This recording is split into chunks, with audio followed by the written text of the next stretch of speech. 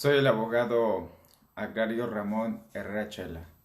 Dejo a disposición el WhatsApp 6692 25 59 25. Repito, 6692 25 59 25 para cualquier aspecto relacionado con el tema de hoy. Que el ganador fue: ¿puede una empresa adquirir tierras de uso común? El tema aplica para ejidos y comunidades. Por equidad de género, cuando me refiero a ejidatario, comunero, abogado, desde luego que también me refiero e incluyo a la mujer. Vamos poniéndonos en contexto para sacarle el mayor provecho posible al tema. ¿Puede una empresa adquirir en calidad o como si fuera dueña tierras de uso común?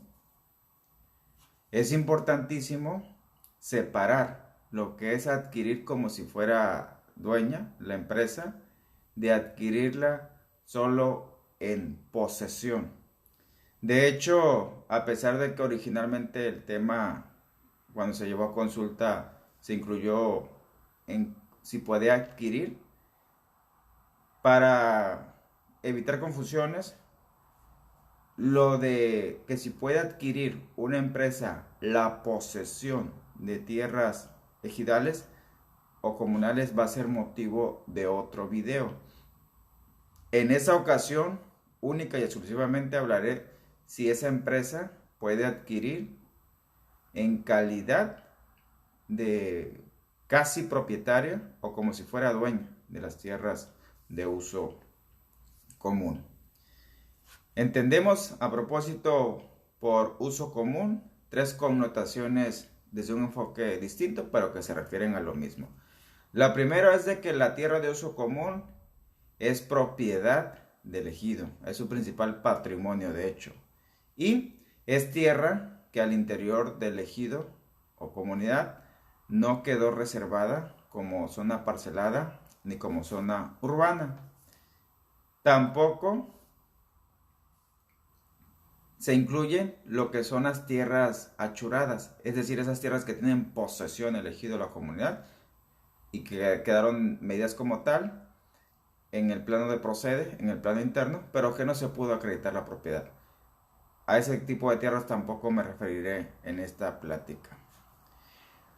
La segunda connotación del significado es que el uso común es en sí el derecho porcentual, el derecho virtual sobre la superficie total de la tierra de uso común que se le asigna en lo individual a cada integrante del ejido o la comunidad.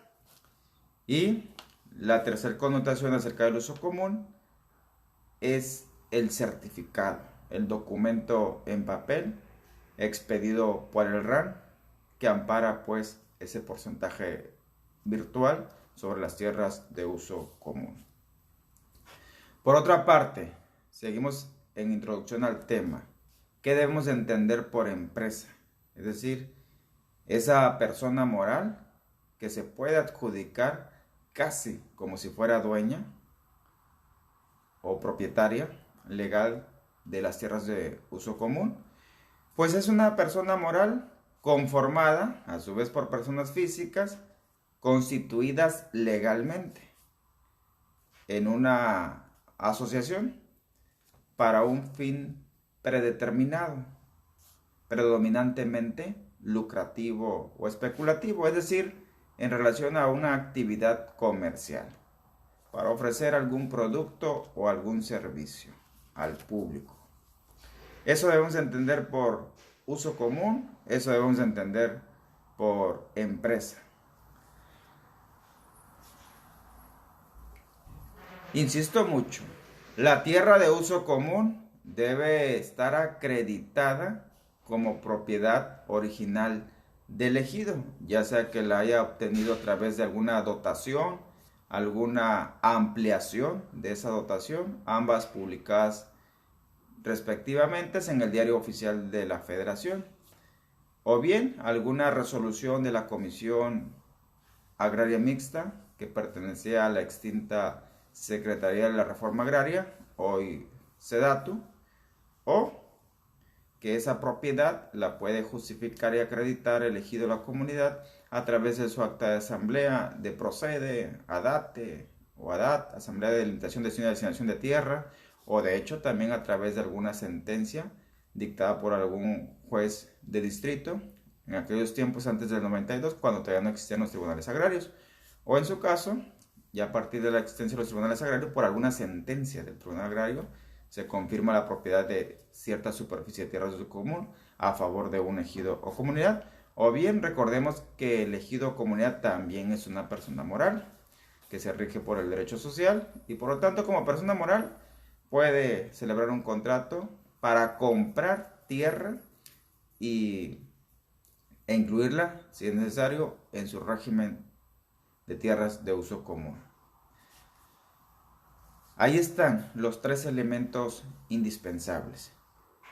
Recalco, la asesoría de esta ocasión no aplica para cuestiones de disponer, poseer, ocupar, usufructuar, disfrutar o los frutos o productos que se puedan obtener a través de algún contrato que normalmente es de una vigencia temporal dentro de las tierras de uso común. No aplica nada más para efectos de posesión. Insisto, va enfocado al tema de la propiedad o de una empresa pueda adquirir como si fuera dueña esas tierras. Vámonos a los casos reales. Número 1. Se puede constituir una sociedad mercantil entre un ejido o entre ejidatarios con empresarios o con un empresario, digamos, externos, ajenos al ejido. Artículo 75, Ley Agraria, que en resumen, para efectos de esta transmisión, en los casos de manifiesta utilidad para el ejido o comunidad, podrá transmitirse el dominio de tierras de uso común a sociedades mercantiles o civiles, en la que participen ejidos o ejidatarios como socios. Ahí está el primer caso donde sí, una empresa cuando se constituye y por parte del ejido los ejidatarios aportan las tierras de uso común, en estricto derecho deja de pertenecer al ejido y por lo tanto la adquiere pues la empresa esas tierras como parte de sus activos y el ejido o ejidatarios pues se convierten en socios, que por cierto señala la misma ley, el mismo artículo, que en caso de que se disuelva o se liquide tal sociedad, los ejidatarios o el ejido tendrán el derecho preferente a que le devuelvan las tierras que aportaron. Ahí está el primer caso donde una empresa en efecto puede adquirir como si fuera dueña o propietaria de las tierras de uso común. Segundo caso real, a través de alguna sentencia dictada por el Tribunal Agrario, ya sea por una jurisdicción voluntaria. Recordemos que el tribunal, además de juicios, puede conocer de trámites de jurisdicción voluntaria. Es decir, si entre un ejido y una comunidad, entre un ejido o comunidad y junto con una empresa, celebran algún contrato, algún convenio y deciden llevarlo al tribunal agrario para que lo califique y lo eleve a sentencia, entonces en ese sentido puede salir una resolución. O, en su caso, si se suscitó algún conflicto legal derivado de una relación contractual entre un ejido y una empresa, y en el juicio la empresa acredita que tiene el derecho preferente sobre las tierras de uso común, pues en ese sentido va a salir la sentencia. Conozco, entre tantos, un caso de esta naturaleza, donde una empresa salinera celebró, por más absurdo que les parezca, un contrato de ocupación previa con un ejido. Y el comisariado de ese entonces decidió, pues sí, firmarlo, celebrarlo, ratificarlo ante notario público en nombre del elegido. Ocupación previa, ¿eh? Una empresa dedicada a la explotación de la sal. Pasados los años, el comisariado vigente presentó una demanda pidiendo pues la terminación, la rescisión de ese contrato. Pero resulta que la empresa de sal presentó una resolución del mismo tribunal, donde el tribunal años atrás había elevado a través de una jurisdicción voluntaria, había aprobado ese convenio, porque así lo firmó el comisariado de aquel tiempo. Y el problema está que la ocupación previa no señalaba fecha de terminación. De modo que en el nuevo expediente se volvió a dictar sentencia en el mismo sentido, porque pues el Tribunal Agrario tampoco puede desconocer sus propias determinaciones, y mucho menos si son sentencias con rango de sentencia de resolución firme. Ahí está un caso singular. Otro, casos reales. Cuando una superficie de tierra de uso común la declaran área natural protegida, significa, o reserva ecológica, significa que en teoría la propiedad sigue siendo del ejido o de la comunidad, pero en la realidad, y de acuerdo a las leyes de ecología de la Semarnat, la única facultada para administrar esa zona declarada área natural protegida es la CONAM, la Comisión Nacional de Áreas Protegidas, en coadyuvancia con la Semarnat, la Secretaría de Medio Ambiente y Recursos Naturales.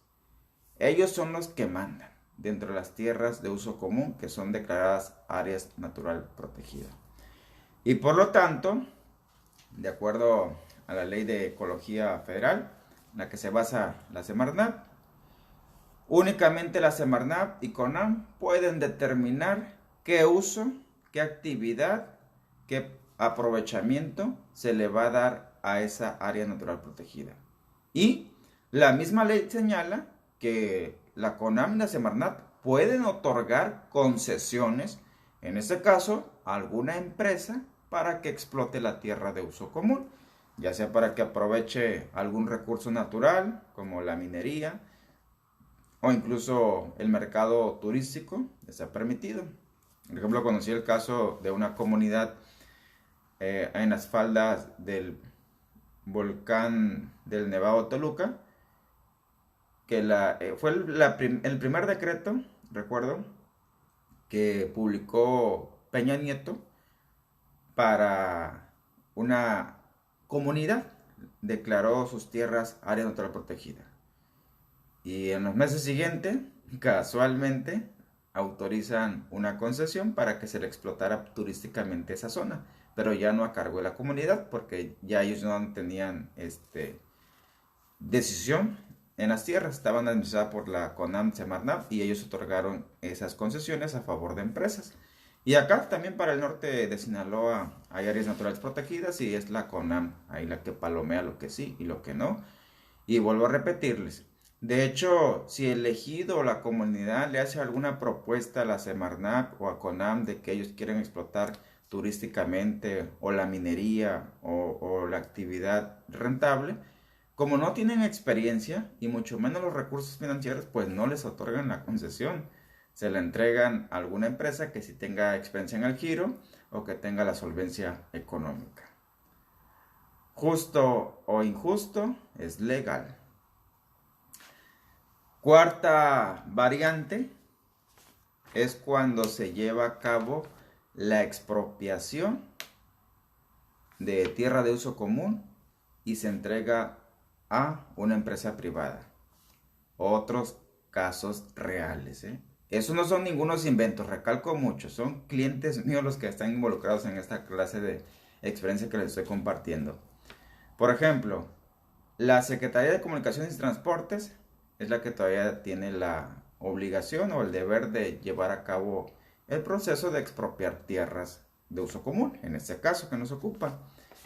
Y en cuanto se publica la expropiación, de inmediato le entrega el paquete, es decir, la tierra ya disponible, a alguna empresa privada. Por ejemplo, el grupo Carso, que es el que tiene monopolizado el negocio de las autopistas de peaje o las autopistas de cobro, pues maxipistas de cobro, de casetas, como les llaman también. Pues bien, una empresa privada puede construir con sus propios recursos la autopista y desde luego pues administrarlas. Entonces ahí es otro ejemplo de cómo una empresa privada a través de una concesión puede adjudicarse la tierra de uso común para fines, en este caso, por ejemplo, de construir una autopista de cobro, administrarla. Buen negocio. Quinto caso, la servidumbre legal de paso. Ahí ya no ocupan ni expropiar. Basta con acreditar la necesidad de que sobre cierta superficie de tierras de uso común se va a hacer un tendido de líneas de conducción de energía eléctrica, ya sea subterráneo o aéreo, esos que van colgados en los postes o en las torres metálicas. Esa pues está a cargo de una empresa paraestatal, empresa pública pues, que es la Comisión Federal de Electricidad. Y de hecho, a veces hacen convenios medio sospechosos, porque además de que a veces entregan concesiones a una empresa privada, esta empresa a su vez subcontrata o hace contratos o convenios con una segunda o tercera empresa para aprovechar ahí la superficie disponible, pues para que dos o más empresas se beneficien de esa concesión o de esa superficie.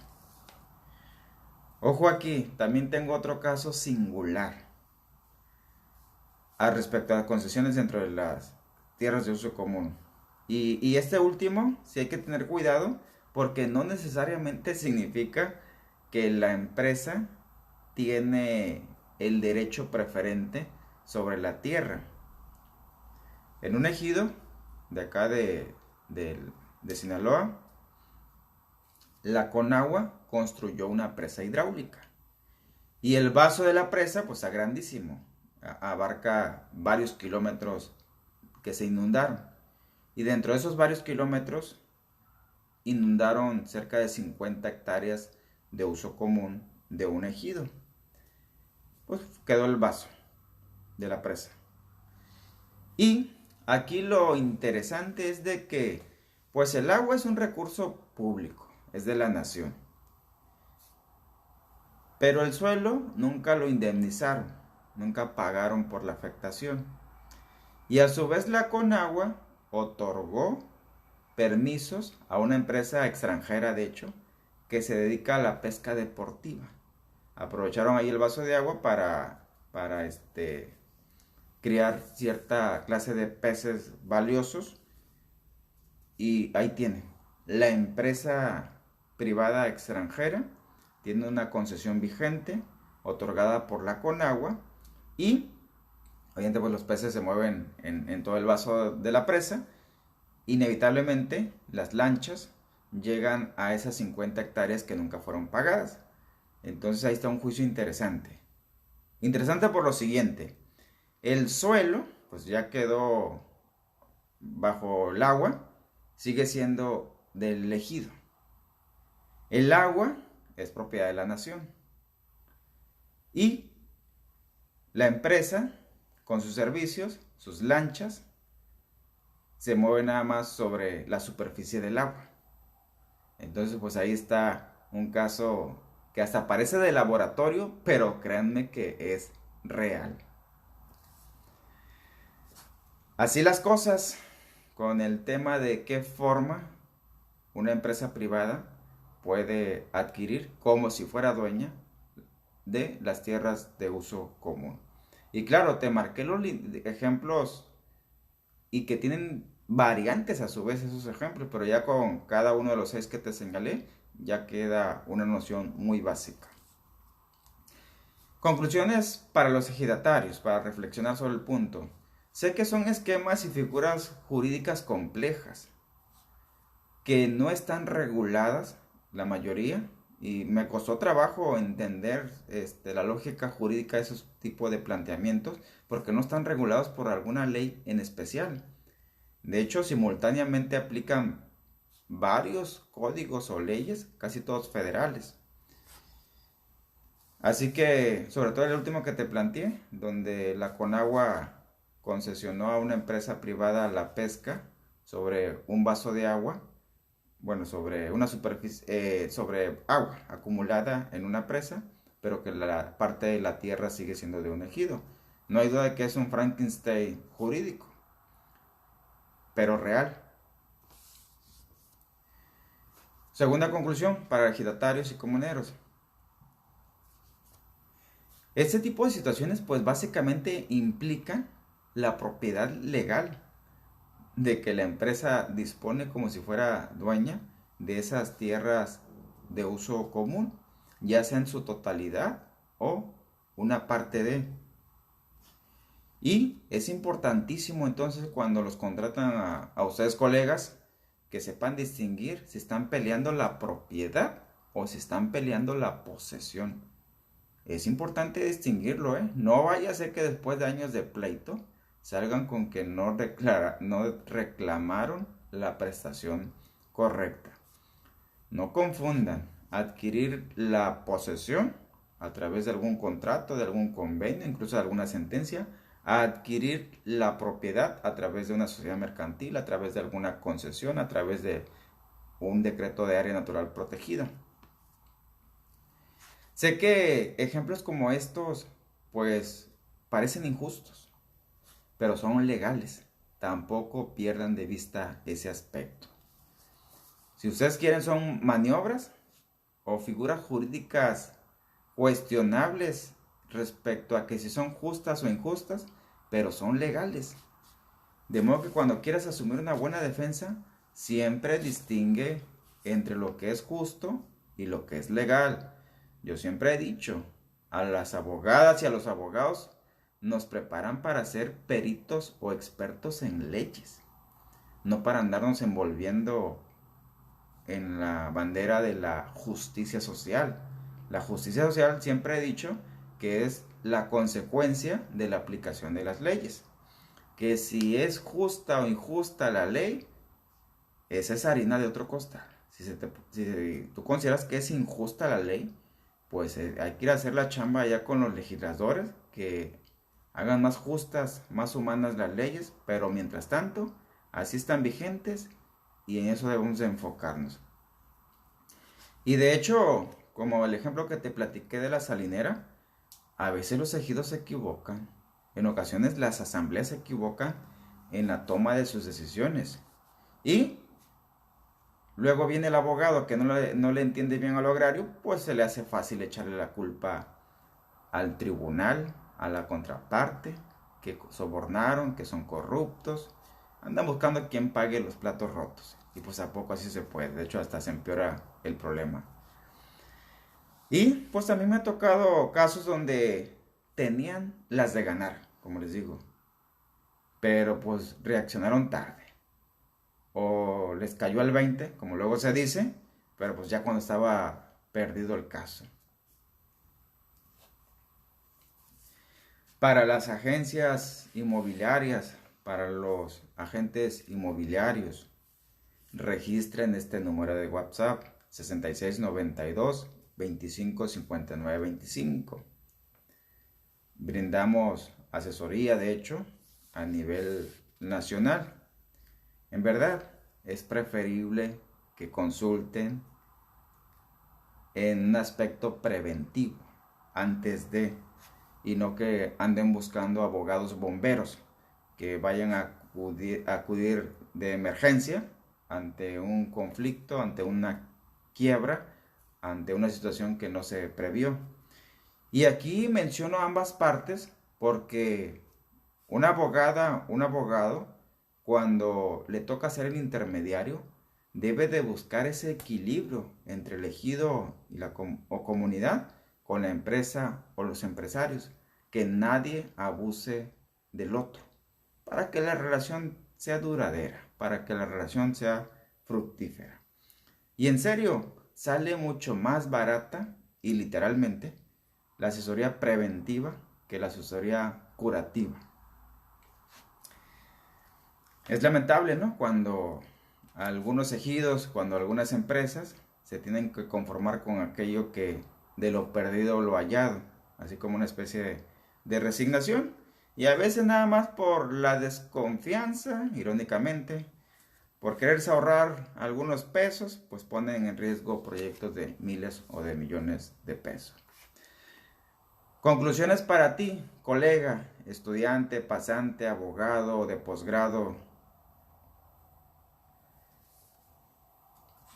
No le tengas miedo, que no te dé flojera explorar unos pasos más allá. Tenemos una ley, nació incompleta la ley agraria vigente, y es en serio. Y en el transcurso de estos casi 30 años, pues se fue desactualizando, se fue envejeciendo. Ahorita ya está rebasada en varios aspectos la ley agraria. Aquellos que aseguran que no es cierto es porque no conocen la ley o no la han litigado en los tribunales agrarios. Salgan a explorar. Aprovechen ahorita que la pandemia nos da mucho tiempo. Métanse al portal de la corte. Revisen. Existen, en serio, mínimo cerca de 2.240 tesis aisladas, la mayoría, y una minoría de jurisprudencias que abordan el tema agrario. Imagínense la dimensión del problema contra 200 artículos de la ley agraria. Y eso sin contemplar los artículos que abordan el tema de los derechos humanos. Métanse, hay mucho material ya en internet de criterios que emite la Comisión Interamericana de Derechos Humanos, de la que México es parte por un convenio. Ahí están emitiendo criterios interesantes. De hecho, recuerdo que hace como cerca de 7 años atrás estaba tomando un diplomado en la Casa de la Cultura Jurídica acerca de los derechos humanos. Cuando ahí, en plena clase, me cayó el 20. Dije, tengo que releer, tengo que volver a analizar la cuestión agraria, pero ahora a la luz de los derechos humanos. Ahora considerando los principios que está emitiendo en sus resoluciones la Comisión Interamericana de Derechos Humanos de San José, Costa Rica. Y en serio, ahí es donde abrí mi mentalidad de que la ley agraria se había quedado chiquita. Y es literal. Y empecé incluso a emprender algunas acciones, algunas prestaciones, digamos, inusuales, pero basadas en la lógica de las tesis, de la jurisprudencia, de los principios, de la esencia de algunos puntos de algunas resoluciones de la Corte Interamericana. Y con la mentalidad de que lo peor que me puede pasar es que el Poder Judicial de la Federación, es decir, el colegiado, el juez de distrito, me diga no se puede todavía, o no se puede. Pero el juez federal o el colegiado está obligado a fundamentar su negativa. Y es ahí donde aún una sentencia en contra ya significaba un avance. Porque ahí me marcaba los lineamientos para que en el siguiente caso ahora sí atendiera esos lineamientos. Y créanme, ha funcionado. Se nos vino una lluvia de críticas. Es más, literalmente en algunos foros dijeron que estaban dolidos, estaban ardidos, estaban muy molestos porque habíamos logrado una primer audiencia en materia agraria, una audiencia de ley en la sala del Tribunal Agrario a través de una videollamada. Y créanme que yo sabía que en la ley agraria no iba a encontrar nada, y en efecto no encontré nada. Nos tuvimos que ir a los principios del derecho, nos tuvimos que ir a cuestiones de los derechos humanos, de cuidar la salud pública, y sí fue posible sacar esa primer audiencia hace un mes por videollamada, una confesional de hecho. Pues este tipo de plática, retomando el tema original, va enfocada sin duda para ejidos y sus integrantes, comunidades, dirigentes y sus representantes. El tema de cómo una empresa puede adjudicarse tierra de uso común. Y lo expongo así para los tres factores, ejido, empresas y abogados, para que luego no haya sorpresas y sorprendidos. También, sin duda, va para las personas o empresas que se dedican al negocio inmobiliario, para los desarrolladores, inversionistas, abogados, ingenieros, peritos, topógrafos, evaluadores, asesores pues también de proyectos inmobiliarios, para contratistas, gestores, en fin, es muy amplio la posibilidad que se abrieron, y sobre todo también para los funcionarios públicos o funcionarios que han metido pues en la cuestión agraria. Así las cosas, entonces nos vemos en la siguiente transmisión. Pasen un excelente fin de semana.